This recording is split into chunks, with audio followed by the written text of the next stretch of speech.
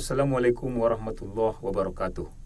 Selamat bergabung dalam program kajian bulan suci Ramadan.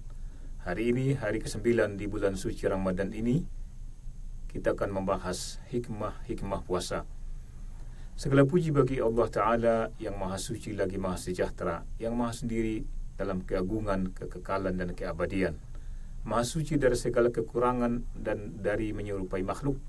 Dia menetapkan segala urusan lalu menjalankannya dengan sistem yang paling baik. Dia mensyariatkan syariat lalu mengokohkannya dengan sebaik-baiknya. Aku bersaksi bahwa tidak ada Tuhan yang berhak disembah selain Allah. Aku juga bersaksi bahwa Muhammad adalah hamba dan rasulnya.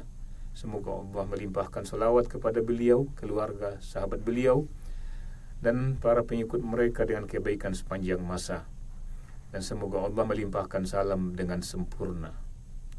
Wahai hamba-hamba Allah, ketahuilah, semoga Allah merahmati kalian, bahwa Allah Subhanahu wa Ta'ala memiliki ketetapan yang sempurna dan hikmah yang sangat mendalam dalam apa yang Dia ciptakan dan syariatkan. Dia maha bijaksana dalam penciptaannya dan dalam syariatnya.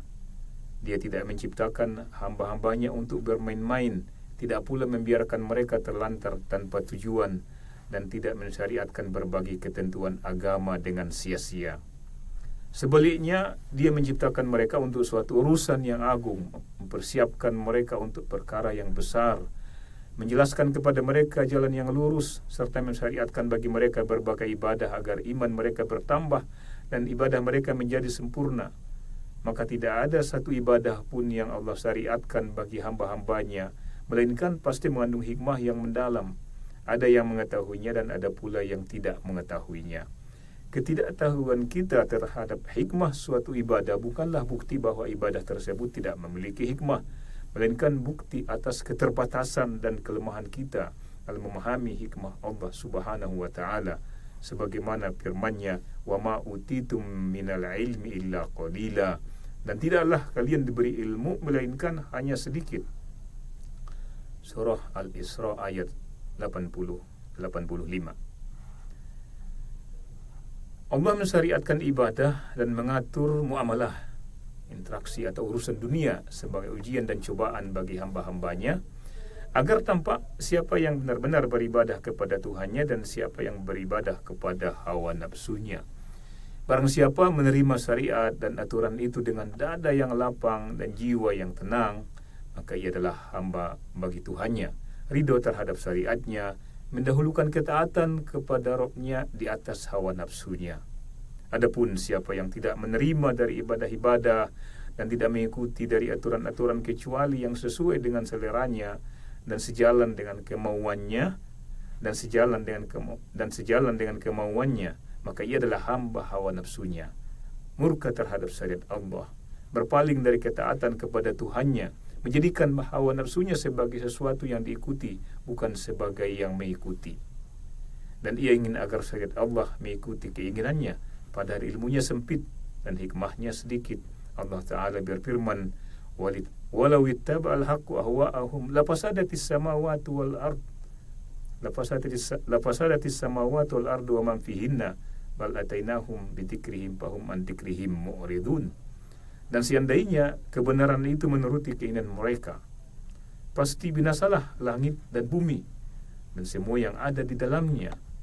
Bahkan kami telah memberikan peringatan kepada mereka, tetapi mereka berpaling dari peringatan itu. Surah Al-Mu'minun ayat 71. Di antara hikmah Allah Subhanahu wa Ta'ala adalah bahwa Dia menjadikan berbagai bentuk ibadah itu beraneka ragam, agar tampak nyata kualitas penerimaan dan keridhaan, serta agar Allah memurnikan orang-orang yang beriman. Sesungguhnya di antara manusia ada yang merasa ridho dan tekun dalam satu jenis ibadah, namun merasa berat dan meremehkan jenis ibadah yang lain. Karena itu Allah menjadikan sebagian ibadah yang berkaitan dengan amalan anggota badan seperti sholat, sebagian yang berkaitan dengan pengorbanan harta yang dicintai oleh jiwa seperti zakat, sebagian lagi yang menggabungkan antara amalan badan dan pengorbanan harta seperti haji dan jihad, serta sebagian ibadah yang berkaitan dengan menahan diri dari hal-hal yang dicintai dan diinginkan oleh nafsu seperti puasa. Di antara hikmah puasa adalah bahwa ia merupakan ibadah kepada Allah Ta'ala, di mana seorang hamba mendekatkan diri kepada Rabb-Nya dengan meninggalkan hal-hal yang dicintai dan diinginkan oleh jiwanya, berupa makan, minum, dan hubungan suami istri. Dengan demikian, tampaklah kejujuran imannya, kesempurnaan penghambaan dirinya kepada Allah, kekuatan kecintaannya kepadanya, serta besarnya harapan terhadap apa yang ada di sisinya. Sesungguhnya manusia tidak akan meninggalkan sesuatu yang ia cintai kecuali demi sesuatu yang lebih agung dan lebih bernilai baginya. Ketika seorang mukmin menyadari bahwa keridhaan Allah dalam puasa terwujud dengan meninggalkan syahwat yang secara fitrah dicintai oleh jiwa, maka ia pun mendahulukan keridhaan Rabb-Nya di atas hawa nafsunya. Ia meninggalkan justru ketika dorongan untuk melakukannya sangat kuat, karena kenikmatan dan ketentraman jiwanya terletak pada meninggalkan hal tersebut semata-mata karena Allah Azza wa Jalla. Oleh sebab itu, banyak di antara orang-orang beriman yang apabila dipukul atau dipenjara agar mau berbuka satu hari di bulan Ramadan tanpa alasan yang dibenarkan atau tanpa alasan yang dibolehkan, niscaya mereka tidak akan berbuka. Hikmah ini termasuk hikmah puasa yang paling agung dan paling mendalam. Di antara hikmah puasa pula adalah bahwa ia menjadi sebab terwujudnya ketakwaan, sebagaimana firman Allah Ta'ala, ya ayyuhalladzina amanu kutiba alaikumus siyamu kama kutiba alal ladzina min qablikum la'allakum tattaqun. Wahai orang-orang yang beriman, diwajibkan atas kalian berpuasa sebagaimana telah diwajibkan atas orang-orang sebelum kalian agar kalian bertakwa. Surah Al-Baqarah ayat 183. Sesungguhnya orang yang berpuasa diperintahkan untuk melaksanakan ketaatan dan menjauhi kemaksiatan. Nabi SAW bersabda, "Man lam yada' qawla zur wal 'amal bihi falaysa lillahi hajatun fi ayyada'a ta'amahu wa syarabah." Barang siapa tidak meninggalkan perkataan dusta, perbuatan dusta, dan kebodohan, maka Allah tidak membutuhkan ia meninggalkan makan dan minumnya. Hadis riwayat Bukhari. Apabila seseorang sedang menjalani puasa, setiap kali ia berniat melakukan kemaksiatan, ia akan teringat bahwa dirinya sedang berpuasa. Lalu ia pun menahan diri. Karena itulah Nabi SAW memerintahkan orang yang berpuasa agar berkata kepada orang yang mencacinya atau memakinya, "Sungguhnya aku adalah orang yang berpuasa." Hal ini sebagai peringatan bahwa orang yang berpuasa diperintahkan untuk menahan diri dari mencela dan memaki, sekaligus sebagai pengingat bagi dirinya bahwa ia sedang beribadah puasa, sehingga ia menahan diri dari membalas dengan cacian dan makian. Di antara hikmah puasa juga adalah bahwa hati menjadi lebih lapang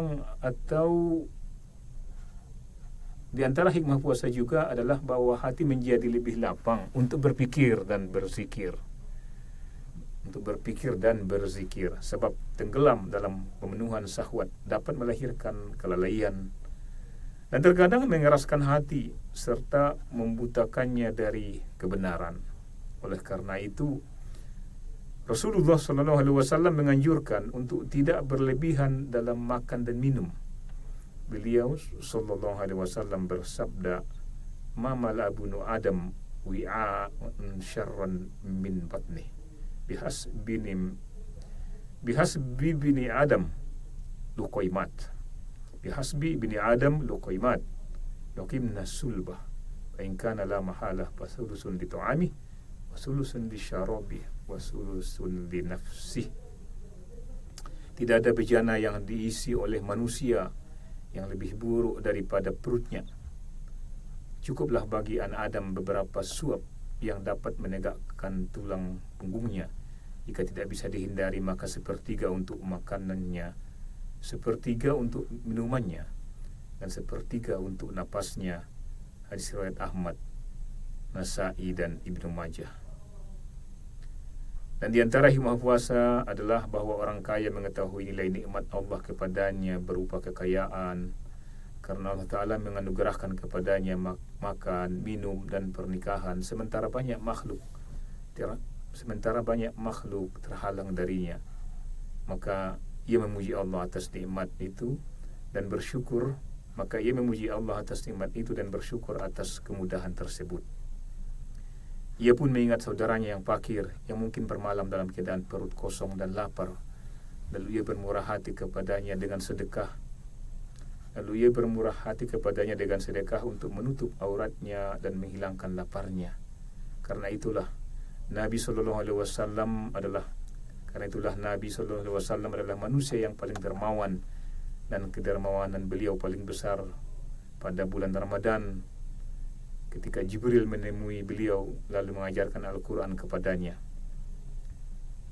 Dan di antara hikmah puasa adalah latihan untuk mengekang jiwa, menguasainya, serta kemampuan memegang kendalinya hingga seseorang mampu mengontrolnya dan mengarahkannya kepada hal yang baik dan membahagiakannya. Sebab jiwa itu benar-benar menyuruh kepada keburukan kecuali yang dirahmati Allah. Jika seseorang melepas kendali jiwanya, niscaya ia menjerumuskannya ke dalam kebinasaan. Namun jika ia menguasainya dan mengendalikannya, ia mampu mengarahkannya kepada derajat yang paling tinggi dan tujuan yang paling mulia. Dan di antara hikmah puasa juga adalah mematahkan jiwa dan membatasi kesombongannya hingga ia tunduk kepada kebenaran dan lembut kepada manusia. Sebab kenyang, puas minum dan menggauli wanita, masing-masing darinya dapat mendorong kepada sifat sombong, angkuh, merasa tinggi dan takabur terhadap makhluk, serta menolak kebenaran. Itu karena jiwa ketika membutuhkan perkara-perkara tersebut, ia sibuk untuk meraihnya. Ketika telah mendapatkannya, ia merasa telah memperoleh keinginannya, lalu timbul padanya kegembiraan tercela dan keangkuhan yang menjadi sebab kebinasaannya. Dan orang yang selamat adalah orang yang diselamatkan oleh Allah Ta'ala. Dan di antara hikmah puasa pula adalah menyempitnya aliran darah akibat lapar dan haus, sehingga menyempit pula jalan-jalan setan dalam tubuh manusia. Sesungguhnya setan berjalan dalam diri anak Adam melalui aliran darah, sebagaimana ditegaskan dalam hadis yang sahih dari Rasulullah SAW. Ya ma'syarus sabab, man istata'a minkumul ba'ah falyatazawwaj fa innahu aghaddu lil basar wa ahsanu lil farj. وَمَنْ لَمْ يَسْتَطِعْ فَعَلَيْهِ بِالصَّوْمِ فَإِنَّ لَهُ وِجَاءٌ. Wahai para pemuda, siapa di antara kalian yang mampu menikah, hendaklah ia menikah, karena itu lebih menundukkan pandangan, lebih menjaga kemaluan. Dan siapa yang belum mampu, maka hendaklah ia berpuasa, karena puasa itu adalah pengekang baginya. Hadis riwayat Bukhari dan Muslim. Di antara hikmah puasa adalah berbagai manfaat kesehatan yang dihasilkannya, seperti berkurangnya konsumsi makanan, istirahatnya sistem pencernaan dalam jangka waktu tertentu, serta terurainya sebagian kelembapan dan sisa-sisa zat berbahaya dalam tubuh. Dan manfaat-manfaat lainnya masih banyak lagi. Betapa agung dan sempurnanya hikmah Allah, betapa bermanfaat dan membawa kebaikan syariatnya bagi seluruh manusia, bagi seluruh makhluk. Ya Allah, pahamkanlah kami terhadap agamamu, dan ilhamkanlah kepada kami pemahaman atas rahasia-rahasia syariatmu. Perbaikilah bagi kami urusan agama dan urusan dunia kami.